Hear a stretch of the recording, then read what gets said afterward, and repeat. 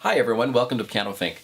A few weeks ago I judged a piano competition in California, and it's an amazing experience to be on the other side of the piano adjudicating, and just a few thoughts on this. When someone goes to play in an audition type situation, maybe they've spent a dozen years of their life, 15 years of their life practicing this instrument, and suddenly they have 10 minutes to show what they've done in that time.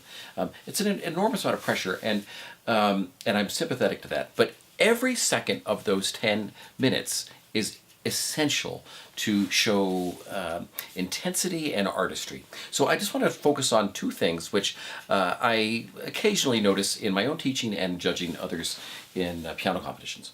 And this has to do with your stage presence when you're about to start a piece, and at your stage presence when you go to finish that piece. So let me show you two possible stage presence types, and you tell me, or at least you tell the computer, which you think is the most effective. So here's one.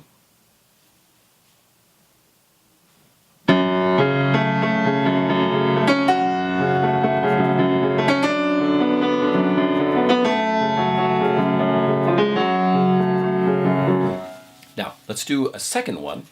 And this has nothing to do with what I'm playing. It has to do everything with what I'm doing before I play.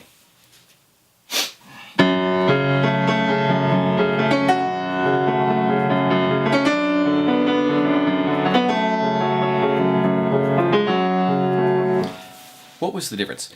On the second one, before I started, I made this large breath, and it was a breath through my nose that sounded a little bit like this, as if I had a cold or something almost. And what I'm doing is I'm breathing in time, the way a conductor would move, to summon the energy in that ictus before the downbeat. So, and occasionally I'll have a student try this, and they make this little kind of sound or smell, kind of like, oh, don't the pine trees smell good out here? It's not that kind of breath. In an assertive beginning like this, it needs to be a breath that, we're talking about like a booger moving breath. This needs to be an aggressive, assertive breath. The other thing you'll notice was that my hand moved in a very dramatic way. This particular piece, this is the Schumann First Sonata, my hand moved from my lap this way, as opposed to kind of ready, get ready, start. There's no energy in that. Now, depending on what you're playing, of course it would be a disaster if you went to play that and you missed the notes. So this is a little bit of a risk, but with some calculation it can work very well. Let's switch gears to another Schumann piece and show you how I can calculate this motion to be as effective but still precise and relatively risk-free. So I'm going to start with this good breath. Hopefully you can hear it in the mic. And I'm also going to start with a dramatic motion with my hands that's very calculated. Now, watch what my hand does. Do you notice that I am actually only moving one hand dramatically, and the other hand is quickly getting there while the other hand does this? What's the audience going to see? They're going to watch the hand that moves. Because it's more dangerous to do this. And in one of my earlier videos, I talked about how when the brain is split between a parallel motion at the same time, it actually slows down the brain processing in that motor skill. So what I'm doing is I'm grabbing the left hand first, and I'm making that breath, but the audience will see that. If I was starting the first Chopin ballade, I would do the same thing. As opposed to either this, which I think looks terrible, or doing this, which is very risky.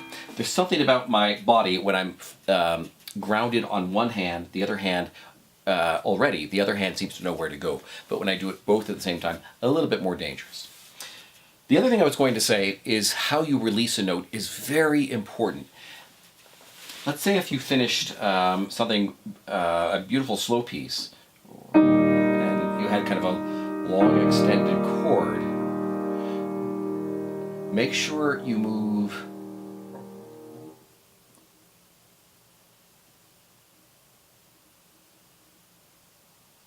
slowly, it completely shatters the mood when someone plays a beautiful piece and then they do this.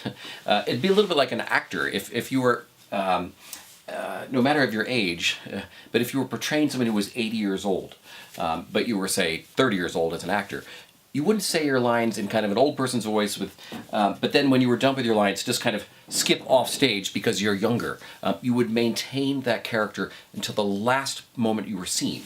So I want to make sure I maintain that character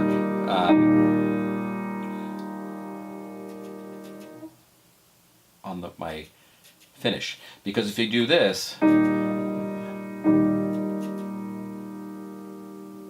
then I move fast, I think it absolutely destroys the moment, and it's so disappointing. Now, sometimes a younger student, it's totally nerve-wracking being on stage, and I'm completely sympathetic to that. But sometimes a younger student reveals that by kind of moving quickly as a kind of, okay, I want to get out of here. This is such an easy thing to add to your playing, which will bookend the beginning and the end with the appropriate character. And it's that last taste that we actually kind of leave the performance with. And it's that first taste that I'm then judging or listening with that context of, wow, this person's energized, they're projecting, they're grabbing me by the collar. So do these two things on whatever you're playing in the appropriate character of whatever it is you're about to play. By the way, if I was going to start something slowly, I would do the same thing. What I wouldn't do is this. This reminds me a little bit of the pilot in the cockpit of an airplane, kind of all systems go, check this, okay, check my hand position, am I in the right place, am I centered? It just looks a little too utilitarian for when you're about to create some kind of transcendentally beautiful moment. I would move slowly.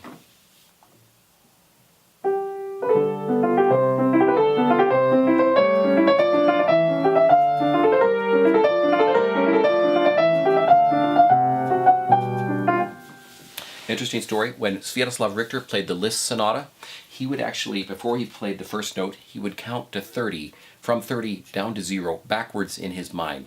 He would sit there completely frozen to make the audience say, is he going to play? And it would build a lot of attention and a lot of tension in the air. But he's manipulating the audience at that moment. And how you move is going to manipulate the audience.